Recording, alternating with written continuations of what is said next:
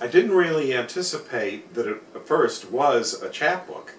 They were a series of poems, and at first they didn't seem related.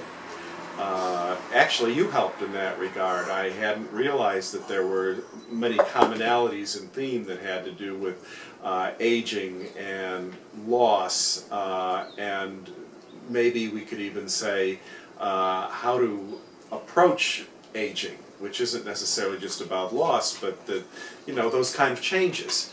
And as that became kind of a focal point in the collection, it seemed that that gave it kind of glue, or at least that's what I was hoping would happen. You were the one that insisted I come up with a title. That was another thing. I didn't have a title for it. And so we kind of put out things that seemed that could be possible titles. When the Light Turns Green seemed like a perfect kind of title for one reason, because of the color green itself, which works with Stacy's art, but it also works when I think about green is the time of renewal, green is the time of spring. Green is kind of a central color of kind of a vital nature. And nature is, of course, now in the world we live in very much under stress.